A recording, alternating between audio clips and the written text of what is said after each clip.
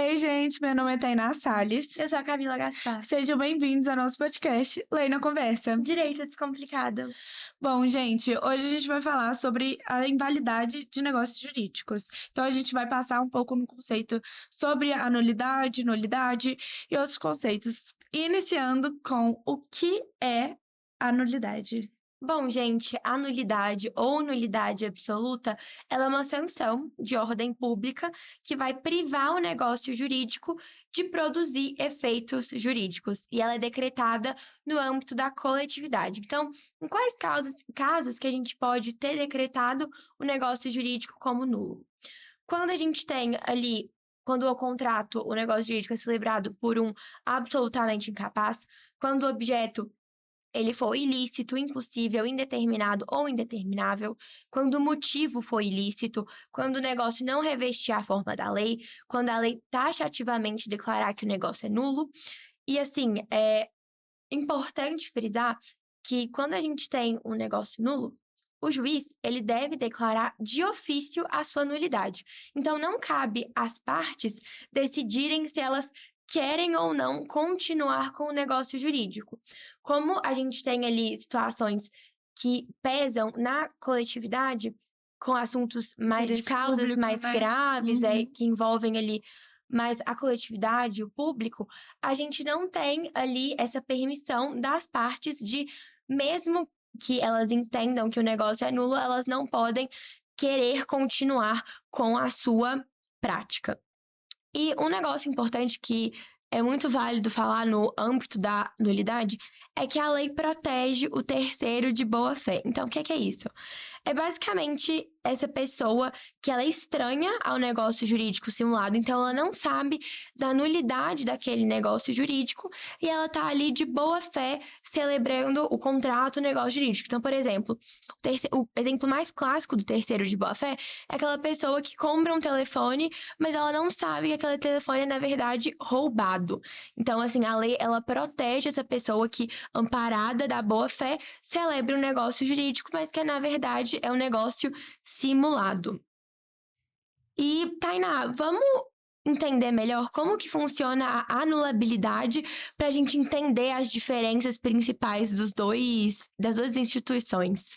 Então, além dos casos expressamente, né, declarados em leis, temos os casos de anulidade, que são casos feitos por incapacidade relativa, né, pessoas que têm incapacidade relativa, e negócios jurídicos que têm vícios de consentimento. Ou seja, né, que não é a vontade declarada das partes. Essa anulidade, ao contrário da nulidade, é uma questão privada. Então, quem que tem que declarar quem que tem que requerir essa nulidade é uma das partes, um dos envolvidos, né? E diferentemente também da nulidade, você pode acordar, mesmo se houver um vício de consentimento, você pode acordar com um termo. Então, por não ser de interesse público, você tem essa possibilidade.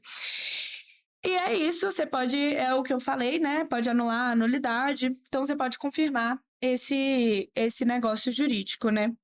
Salvo em termos de boa-fé, né? Mas então vamos fazer um comparativo assim para a gente fixar. Então, enquanto no negócio nulo a gente está diante de causas graves, de ordem pública, qualquer interessado pode falar, tipo, não, gente, esse negócio é nulo. Na nulidade é o direito privado, então não tem essa oportunidade de outra pessoa que não seja as partes apontar a anulabilidade, né? Isso. No negócio nulo, essa nulidade, ela nunca prescreve. Toda vez que a gente trata de menores de idade, né, dos absolutamente incapazes, a gente está falando ali de uma prescrição que não corre prescrição para, enfim, incapaz. Então, a qualquer hora, pode declarar a nulidade de um negócio jurídico. Já a nulidade, ele tem um prazo de 4 anos, né, no conceito, na regra geral, e alguns casos têm especificidade na lei falando quanto tempo que prescreve, né? E o efeito temporal do negócio jurídico nulo, ele é ex tunc, ou seja, ele sempre retroage. a sentença que vai afirmar que o negócio jurídico é nulo, ela é meramente declaratória. Então, todos os efeitos jurídicos, é como se eles nunca tivessem existido. Então, essa declaração de nulidade, ela retroage. Já no negócio anulável, não é assim. Sim, mas uma coisa importante de ressaltar é que quando não tem como retroagir, como voltar como se nada tivesse acontecido, a gente tem que ressarcir esse valor, né? Exatamente. Tentar de alguma forma cobrir né? Retroagir as Exatamente. coisas ao máximo possível. E no caso da nulidade, a gente tem o ex nunc, que é exatamente o contrário. Então, não retroage, começa a valer a partir do momento em que for decretado, que for definido, né? Então, daqui pra frente. Exatamente. A sentença que vai declarar a anulabilidade, ela não é declaratória, né? Ela é desconstitutiva. Então, ela vai desconstituir todos os efeitos do negócio anulável a partir daquele determinado período. Agora, Tainá, uma coisa, quando a gente está diante de um negócio anulável, a gente pode ter a confirmação desse negócio jurídico, né? Como que isso funciona? Sim, é exatamente isso. A gente visa, né, o acordo e vê a vontade das partes. Se a vontade, mesmo com o vício de consentimento, mesmo com esses erros, se as partes ainda né, depois dessa situação, conciliarem e quiserem mesmo efetuar, passa a ser consentido. Então, tem uma validade, né? Tem a confirmação do negócio jurídico. Entendi. E, gente, só para frisar uma coisa que a gente falou quando a gente estava comparando o negócio nulo e o negócio anulável, que são os prazos de decadência, né? Isso mesmo. Então, nos prazos de decadência, previstos no artigo 178 e 179, eles falam exatamente isso, que a regra geral é que a prescrição ocorra depois de 4 anos, e isso vem da onde?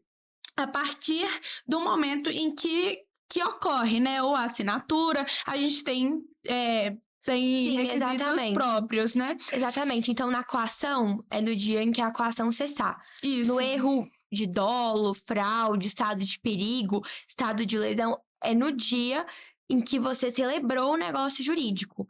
Já no ato dos incapazes, é no dia que cessa a menoridade, porque não corre prazo contra menor. É sempre importante frisar. Sim, exatamente essa isso. questão. Então, enquanto o menor não chega na maioridade, então enquanto ele não completa os 18 anos, esse prazo não corre. A partir do momento em que ele faz 18 anos, mesmo se ele souber ou não do que está acontecendo, já começou a correr. Fez 18 anos, começa a contar o tempo de 4 anos. Porém, temos algumas exceções, né? Como já dito, tem algumas ocasiões que tem prescrito qual que seria o prazo em específico para as situações, e temos exceções que a lei não fala, né? Que a lei não fala, mas que são a partir de 2 anos, por exemplo. A doação para amante, né, Gente, Cami? eu acho super engraçada. Então, o que ele fala? É que quando você doa, quando, né, um marido ou uma esposa doa para um amante, a outra parte, né, a outra que tá sendo parte traída, pode requerir essa doação, entendeu? E aí é interessante a gente falar que tem essa prescrição de 2 anos, mas que ela só começa a correr a partir do término do casamento. da separação. Então, da separação, ou a partir do divórcio, ou A separação de fato, né?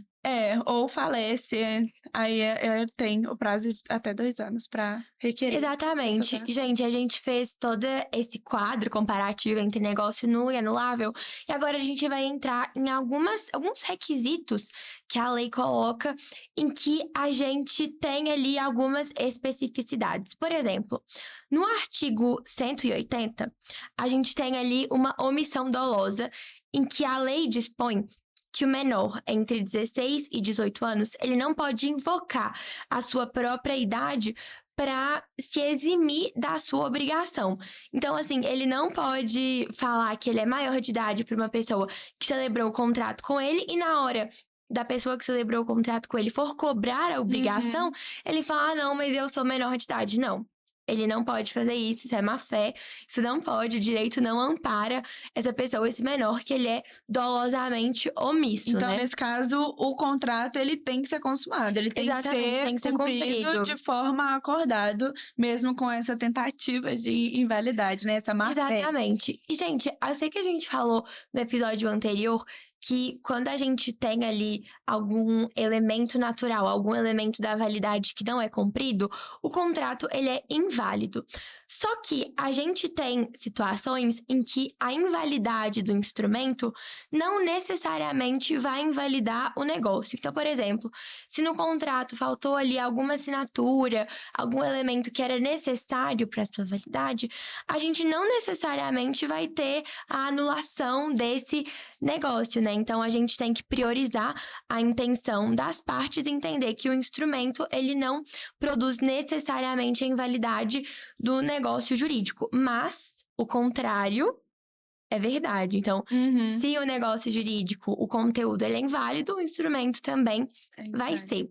E já que a gente tá falando disso, é legal a gente falar sobre a invalidade parcial, né? Uhum. Então, assim, quando a gente tem uma parte inválida no contrato, mas que ela é acessória, que ela não é a parte principal, então a parte principal é válida, só a acessória que é inválida, a gente pode separar as duas através do princípio da conservação do negócio jurídico, que é uma orientação do juiz, né, que se ele conseguir salvar um negócio jurídico, ele tem essa preferência para fazê-lo, né? Para manter o negócio jurídico, para conservá-lo sempre que possível, respeitando a intenção ali das partes. Isso mesmo, nessa lógica de tentar preservar o negócio jurídico, a gente entra na conversão do negócio jurídico também, que é tentar aproveitar ao máximo o negócio jurídico feito.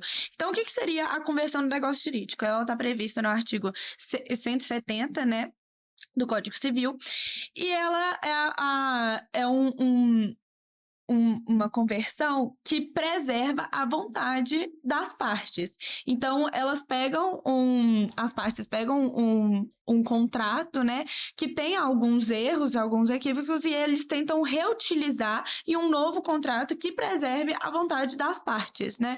Então, eles tentam reaproveitar ao máximo que der, tentando reutilizar esse processo. Um exemplo disso é o contrato de venda e o contrato de promessa de compra e venda, né? Isso. Às vezes uma pessoa celebra um contrato de compra e venda e não faz através de escritura pública, porque ela não sabe que é a forma prevista na lei.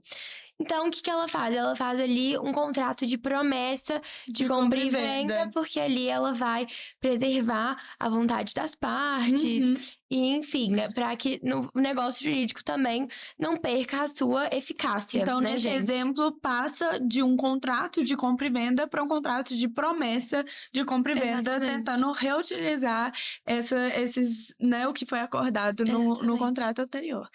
Então é isso, a gente encerra essa matéria, Sim, que foi gente, um pouco mais extensa, curta, né? Não, Eu achei extensa. mais curta que a de penal, né? Que a não, gente com certeza, gente, mas que a gente mais curta conseguiu que a de concluir penal, em 2 exatamente. episódios, mas que vai ter continuação, né, futuramente. Mas a gente encerra por agora. Sim, gente, a gente vai Então- gravar outras matérias, então fiquem ligados aí nos episódios que a gente vai lançar. Tchauzinho. Tchau.